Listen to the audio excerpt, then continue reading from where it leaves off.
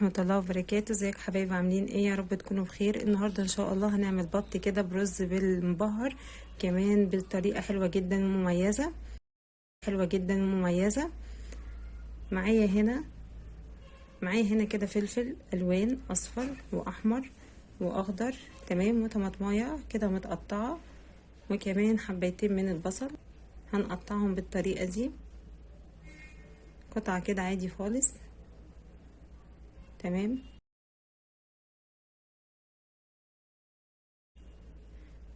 وهنضيف كمان عليهم 4 فصوص توم، تمام كده. دلوقتي ربع كوباية من الخل، وهنضيف كمان معلقتين كبار من الصويا صوص، تمام.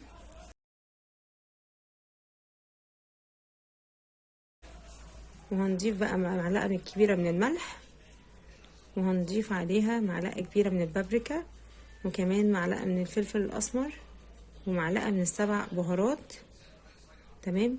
وهناخد بقى كل الحاجات دي كده وهنضربهم في الخلاط مع بعض.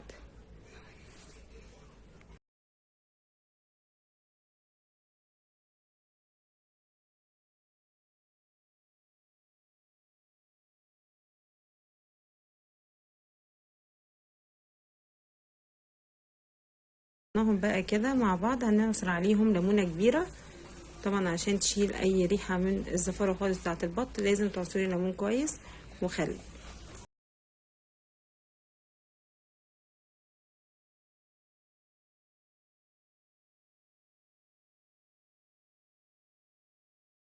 تمام كده، هنقلب بقى الخلطة دي كويس،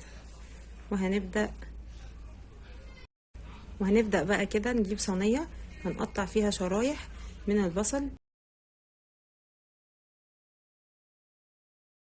وشرايح من الفلفل، تمام، وشرايح من البرتقال.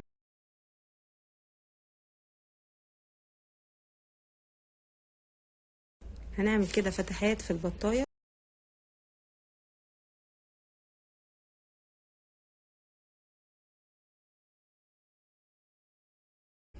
وهجيب بقى البطاية بتاعتي كده وابدأ ان انا اتبلها كويس جدا بالتتبيلة، تمام.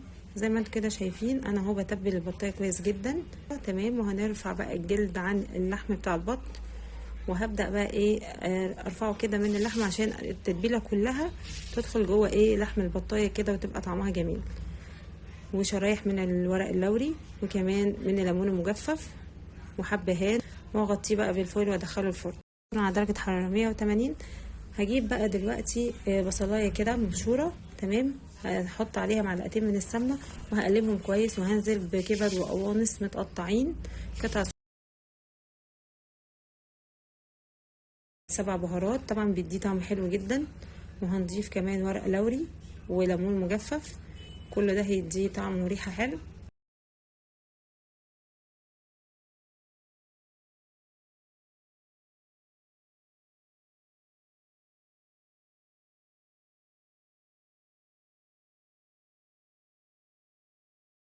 هنقلب بقى شويه كده لغايه ما احس ان الكبد والقوانص ابتدت تستوي معايا، تمام. صغيره هضيف عليهم بقى معلقه من ال7 بهارات بقى كده. بعد ما شوحت الكبد والقوانص لغايه ما حسيتها دخلت خلاص في السوا، هنزل بقى بنص كيلو من الرز مغسول، تمام، ومتصفي كويس، وهفضل بقى اقلب كويس جدا.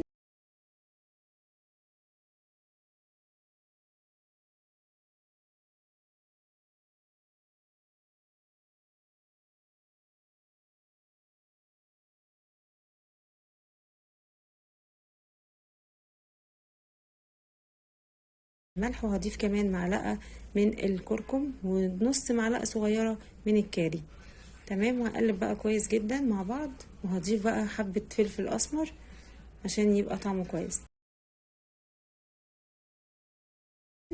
هضيف بقى دلوقتي الملح وانا بقلب كده.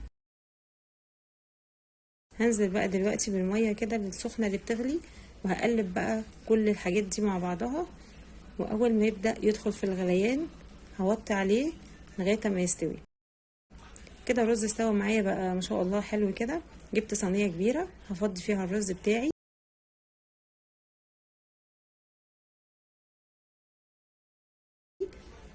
تمام، وهظبطه كده شويه.